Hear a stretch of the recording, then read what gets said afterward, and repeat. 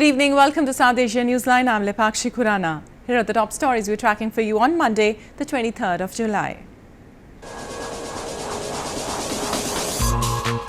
Militants who killed cop gunned down in encounter in India's Jammu and Kashmir.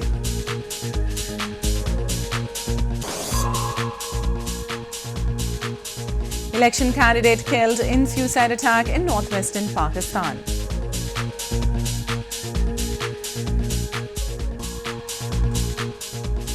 And death toll rises to at least 16 in Kabul suicide bombing.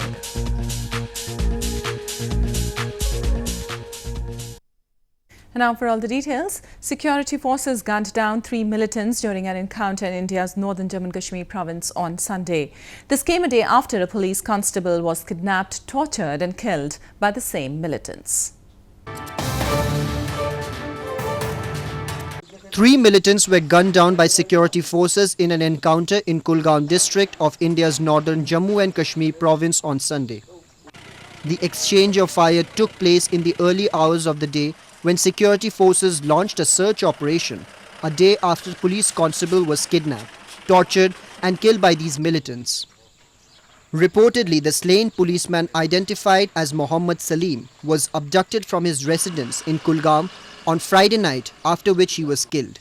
इसमें specific information develop करके red बनी गांव में जब early hours of the morning में हमने army और CRP के साथ वहाँ गार्डन लगाया तो एक्सचेंज ऑफ फायर में ये 3 टेररिस्ट मारे गए. इन तीनों की बॉडीज रिकवर हुई, इनसे हथियार मिले हैं. India accuses Pakistan of training and infiltrating militants across the border to spread unrest in the Kashmir Valley. Pakistan, on the other hand, denies the allegations.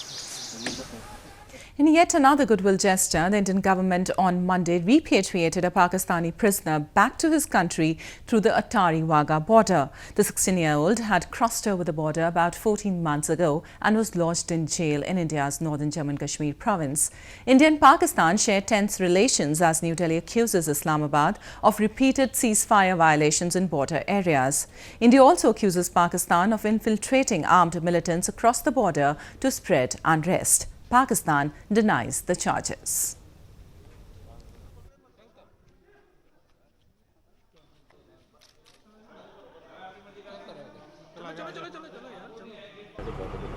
कख नहीं करना सा जी उंज ही आया सा गलती ना पार होया फिर पकड़ इंदा इन्ना ते इत्थे रह गया. कितनी देर बाद वापस जा रहे थे? मैं 14 महीने बाद. And in news from Pakistan now, a suicide attack on Sunday killed a candidate from Prime Ministerial candidate Imran Khan's political party, Pakistan Tehreek-e-Insaf. At least 4 others were injured in the attack, which happened in northwestern Khyber Pakhtunkhwa province. The victim, Ikramullah Gandapur's vehicle, was targeted in the attack, which came just a few days ahead of the general election to be held on July 25th. It follows a spate of bombings at political rallies before the election, the most devastating of which was a suicide attack this month that killed 149 people. As political parties step up campaigning, attacks across Pakistan have stoked fears of more violence in the country.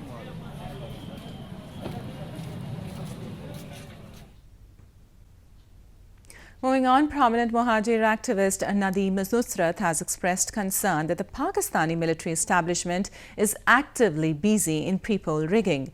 He said the army generals seem to have clearly marked out their favourite political parties and groups who are being offered full official support. Muhajir activist and the Voice of Karachi chairman Nadeem Nusrat has said the people of Pakistan are being disenfranchised by their own army and are forced to vote for radical elements. Underlining the grave condition of the country, Nusrat blamed that even media is not free and is facing constant threats from the army ahead of the general elections on July 25th. He said scores of recent events and incidents prove the Pakistan's military establishment has decided to make cricketer turned politician Imran Khan as the next Prime Minister of the country. Any election on 25th of July will not be a free and fair and transparent election. It's very clear the results have been decided and the people of Pakistan have been disenfranchised. I urge the international community to look into this very carefully this election result, if as it appears, it's not going to be free and fair. Nusrat even claimed that Pakistan's former Prime Minister Nawaz Sharif, who is in jail over corruption charges, was brutally treated through a judiciary that has been forced to cooperate with the military establishment. He urged the international community to play an active role and ensure that each candidate and political party is given a fair chance in elections. In news from Afghanistan, death toll rose to at least 16 on Monday in an explosion which took place outside the international airport in Afghan capital Kabul on Sunday. The explosion happened immediately after the country's once exiled first vice president, Abdul Rashid Dostum, returned to Afghanistan and had just left the airport. More than 15 people lost their lives in Sunday's explosion, which took place outside the international airport in Afghan capital Kabul, confirmed officials on Monday. Officials said that the explosion happened close to the circle outside the airport's entrance. It happened immediately after the country's once exiled first vice president, Abdul Rashid Dostum, returned to Afghanistan and left the airport. Under tight security, Dostum's convoy left the airport and exited through the main gate, where dozens of people had gathered to welcome him home. Dostum's convoy, which was not affected, made the trip from the airport to the first vice president's office in only a few minutes, as all the roads were closed to traffic. More on news from Afghanistan. Afghanistan's High Peace Council has declared Taliban's war as illegitimate and called on the group to end the devastating war. The members of the council have also urged the Taliban to enter into peace talks with the Afghan government. Members of Afghanistan's High Peace Council, or HPC, have termed Taliban's war as illegitimate and have called on the group to end the devastating war. The declaration was made after the council met with Afghanistan's Ulema Council on Saturday. They claimed that Taliban's war doesn't have religious legitimacy and that the war is rebellion. The council also called on the Taliban to respond positively to the Afghan government's peace offers. همه‌شان گفتن که این جنگ مشروعیت نداره، این جنگ فتنه خواندن، این جنگ بغاوت خواندن، این جنگ مردود دانستن. متاسفانه په دې جنگونو کې هیڅ ډول مقدسات خوندي نه دي. یعنی د هغې حرمت پامال شوی. Organization of Islamic Cooperation had organized the religious scholars meeting earlier this month in Saudi Arabia. A declaration during the meeting called on all the Afghan factions to agree to a ceasefire and start direct peace talks. They also suggested denouncing violence, sedition and division and achieve reconciliation based on Islamic values. Moving on to news from Nepal, around 200 people participated in a mass relay hunger strike held in Nepal's capital Kathmandu city on Sunday. The strike was organized to show support to activist Dr. Govinda Kesi's ongoing hunger strike to demand reforms in the country's health sector.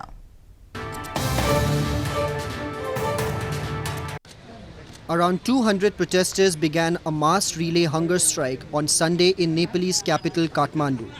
The strike has been organized in support of Dr. Govinda Kesi, who is on his 24th day of hunger strike to get the government's attention.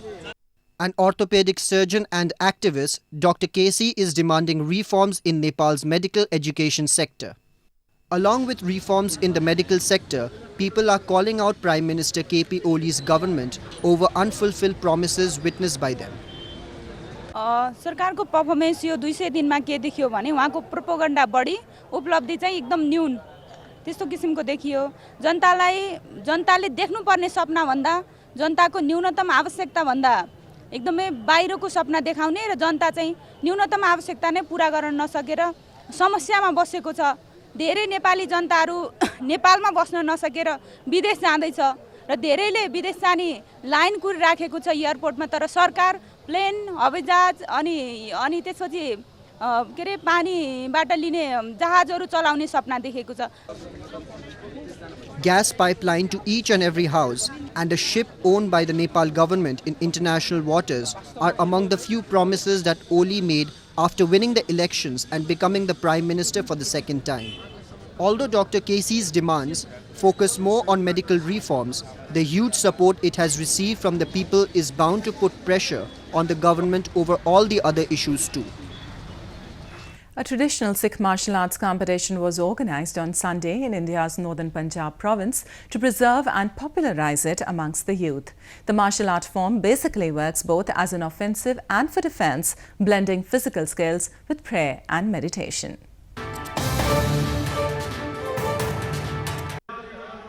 A Sikh martial arts Gatka competition was organised on Sunday in India's northern Punjab province to preserve and popularise the traditional martial art form among the youth. Around 12 teams participated in the event, which was organised by the SGPC, India's apex body of Sikh shrines at the historical Chehata Sahib Gurdwara in Amritsar city. The weapons-based martial art form was propounded by Guru Har Gobind, 6th of the 10th revered Sikh gurus. It was an ideological shift of the Sikhs following the execution of his predecessor Guru Arjan Dev.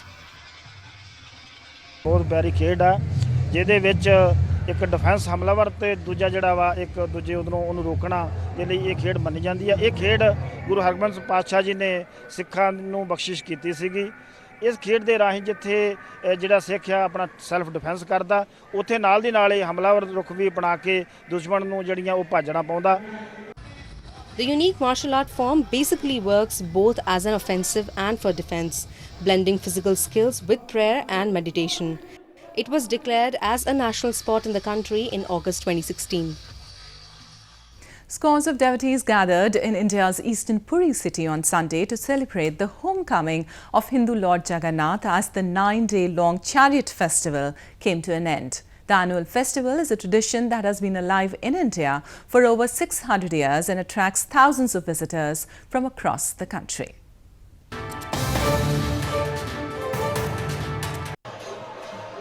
Thousands of devotees gathered in India's eastern Puri city on Sunday to celebrate the Bahoda Yatra, or the homecoming of the Hindu Lord Jagannath, along with his brother and sister, and the 9-day-long chariot festival came to an end. Devotees flocked from all over the country with an aspiration to be able to touch the ropes of the chariots to pull it, which is considered to be auspicious. Amid the beating of gongs and blowing of conch shells, the deities were taken out of the temples and carried out in a procession known as the Pahandi. ये जगन्नाथ जी का सालों में एक बार रथ यात्रा जो होते हैं वो नवोदिन यात्रा जो गुंडीचा यात्रा होते हैं आज नवोदिन आज वापस यात्रा है। इसी वजह से भगवान ये जो स्वर्गों से सारी देवता आकर शून्य में बैठे हुए हैं ये क्षेत्रों को पवित्र करने के लिए सुगंधित करने के लिए भगवान जगन्नाथ बलभद्र सुभद्रा सुदर्शन जी को ऐसे धूप अर्पण किया जाता है। The festival, which commenced on July 14th, commemorates the annual journey of the deities to Gundicha temple from the Puri temple. As part of the annual festival, the deities are taken out amid grand procession in chariots to Gundicha temple, where they visit for 9 days before they return to their main temple abode in Puri. This tradition has been alive in India for over 600 years, which attracts thousands of visitors and pilgrims from all over the country annually. Well, that's the way it was in South Asia this evening. Before we conclude, the top stories once again.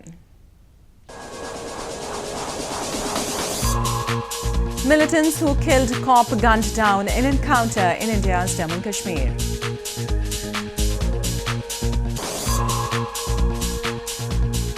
Election candidate killed in suicide attack in northwestern Pakistan.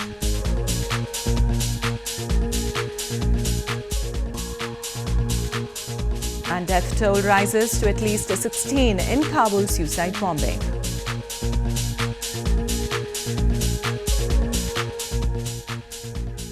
Now our viewers can watch the show on SouthAsiaNewsline.com. You can also visit us on Facebook.com/SAsia Newsline and follow us on Twitter @SAsia Newsline. Well, that's all in tonight's edition. We'll see you same time tomorrow. Good night.